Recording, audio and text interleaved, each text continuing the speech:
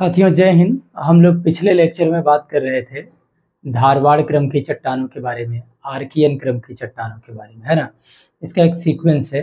जब दक्षिण के प्रायद्वीपीय पठार के बारे में पढ़ा जाता है तो पहले पढ़ते हैं आर्कियन क्रम की चट्टान, फिर पढ़ते हैं क्या, धारवाड़ क्रम की चट्टान। उसके बाद पढ़ा जाता है कुडप्पा क्रम की चट्टान, फिर पढ़ा जाता है विंध्य क्रम की चट्टानों के बारे में। परीक्षा में क्या करता है, कभी कभी सीक्वेंस पूरा क्रम सजाने के लिए आ जाता है कि निम्नलिखित में से चट्टानों का सही क्रम क्या होगा। तो पहला आर्कियन, दूसरा धारवाड़ और तीसरा क्या होगा, कुडप्पा क्रम की चट्टानें, और चौथा क्या होगा, विंध्यन क्रम की चट्टानें। अभी तक जो परीक्षा में ज़्यादा पूछे जाते रहे सवाल वो ये कि कौन सी चट्टानों में कौन से खनिज पाए जाते हैं, और दूसरा ये कि किस इमारत में किस प्रकार की चट्टानों का प्रयोग किया गया है। फिलहाल आज हमारा जो टॉपिक है, विषय है ज्योग्राफी में, वो है कुडप्पा क्रम की चट्टान और दूसरा है विंध्यन क्रम की चट्टान। आप देखिएगा जो रेड मार्कर से हम यहाँ पर इंगित किए हैं वो कुडप्पा क्रम की चट्टानें हैं, वो आपको देखने को मिल जाएंगी। आंध्र प्रदेश के कुडप्पा, करनूल, इन जिलों में देखने को मिलती है, और इधर राजस्थान जैसे क्षेत्रों में भी आपको, अरावली क्षेत्रों में भी देखने को मिल जाएगी क्या, कुडप्पा क्रम की चट्टानें। आइए हम लोग थियरी और पूरा मैपिंग के साथ पढ़ते चलेंगे। यहाँ देखिएगा कुडप्पा क्रम की चट्टानों के बारे में। तो इन चट्टानों का निर्माण धारवाड़ क्रम की चट्टानों के अपरदन और निक्षेपण से हुआ है। यानी कि पहले कौन सी चट्टानें आई, आर्कियन क्रम की चट्टान, और उसके बाद कौन आई, धारवाड़ क्रम की चट्टान। तो ये तीसरे नंबर पर हम लोग पढ़ रहे हैं कुडप्पा क्रम की चट्टान। तो इसका मतलब यह है कि धारवाड़ क्रम की चट्टानों से ही किसका निर्माण हुआ, कुडप्पा क्रम की चट्टानों का। ये चट्टानें आंध्र प्रदेश के कुडप्पा जिले के आसपास अर्धचंद्राकार पेटी के रूप में पाई जाती है। ये देखिए, ये अर्धचंद्राकार पेटी हमने दिखाया है।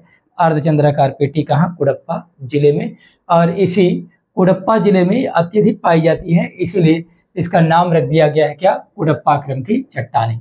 कुडप्पा क्रम की चट्टानें जो है रेड सैंडस्टोन, लाल बलुआ पत्थर, लाल मत कहिए, सिर्फ बलुआ पत्थर कहिए, है ना, बलुआ पत्थर, चूना पत्थर, संगमरमर, एस्बेस्टस आदि गैर धात्विक यानी नॉन मेटेलिक मिनरल्स, गैर धात्विक खनिजों से यह समृद्ध होती है।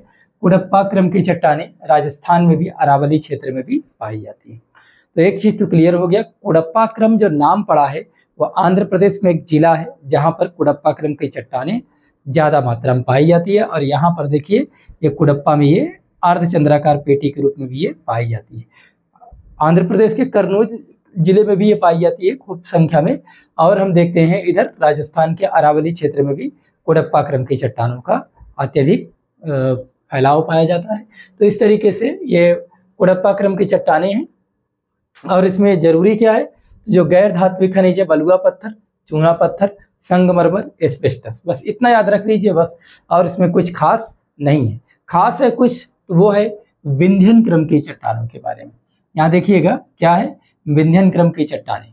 तो इधर मैपिंग में अगर देखना चाहें तो हमने ये जो हॉरिजेंटल लाइन दिखाया है वो विंध्यन क्रम है। इधर देख रहे हैं ना, जैसे बुंदेलखंड रीजन है ना, मालवा क्षेत्र है, आप देखेंगे मैकाल पर्वत श्रेणी है, होशंगाबाद है, इन सभी जगहों पर क्या पाया जाएगा, तो आप कहेंगे विंध्यन क्रम की चट्टानें पाई जाती हैं।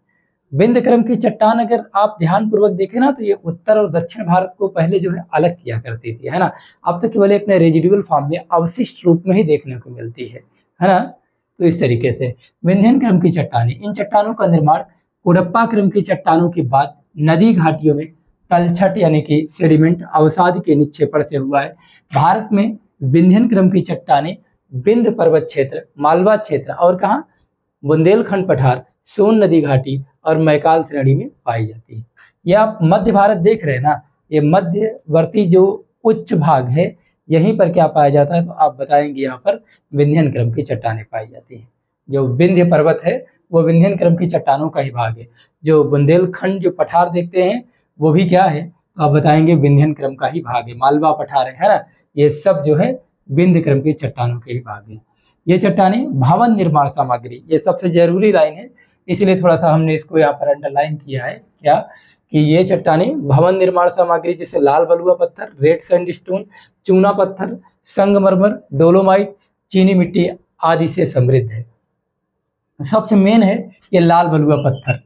लाल बलुआ पत्थर के कारण क्या है कि इसको लाल किला, सांची स्तूप और भी जगहों पर इसका प्रयोग किया गया। जो लाल बलुआ पत्थर होता है ना, ये भवन निर्माण सामग्री में बहुत ही अच्छा माना जाता है, ठीक है। इसीलिए विंध्यन क्रम की चट्टानों का संबंध कहीं ना कहीं इतिहास में जुड़ी हुई जो इमारतें हैं उनसे इसका संबंध रहा है। तो ये चट्टानें भवन निर्माण सामग्री जैसे लाल बलुआ पत्थर, चूना पत्थर, संगमरमर, डोलोमाइट, चीनी मिट्टी से समृद्ध है। प्राचीन भारत में अशोक के स्तंभ लेख, यहाँ से प्रश्न आया हुआ है, अशोक के स्तंभ लेख, सांची स्तूप, लाल किला आदि के निर्माण में लाल बलुआ पत्थर का प्रयोग किया जाता है। फिर से एक बार समझ लीजिए, प्राचीन भारत में अशोक के स्तंभ लेख, सांची स्तूप और क्या, लाल किला, इन सभी के निर्माण में लाल बलुआ पत्थर का प्रयोग किया जाता है। और ये लाल बलुआ पत्थर किसमें पाया जाता है, तो विंध्यन क्रम की चट्टानों से संबंधित है ये, ठीक है। पन्ना मध्य प्रदेश, आपने सुना होगा गाना, पन्ने की तमन्ना है कि हीरा मुझे मिल जाए, चाहे मेरा दिल जाए चाहे मेरी जान जाए, है ना।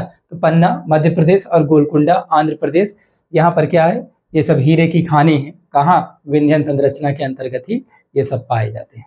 किसमें पाए जाते हैं, विंध्यन संरचना के अंतर्गत पन्ना जिला भी पाया जाता है मध्य प्रदेश का, और जो गोलकुंडा खान है आंध्र प्रदेश की, वो भी किसके अंतर्गत पाई जाती है, विंध्य क्रम की चट्टानों के अंतर्गत ही पाई जाती है। तो याद रखिएगा, विंध्य क्रम की चट्टानें हमारे लिए खास क्यों हैं, तो हमारे लिए खास इसलिए है क्योंकि विंध्यन क्रम की चट्टानों में लाल बलुआ पत्थर पाया जाता है, और इसी से बना हुआ है सांची का स्तूप, इसी से बना हुआ है क्या, लाल किला, और इसी से निर्माण किया गया अशोक के स्तंभ लेख का। इसलिए ये चट्टानें हमारे लिए अत्यंत खास हो जाती है। एग्जाम में कई बार पूछा गया यहाँ से सवाल। आज के लिए इतना ही रखते हैं, और आपको क्लास कैसी लगी इसके बारे में हमको आप कमेंट करके जरूर बताइएगा। Thank you.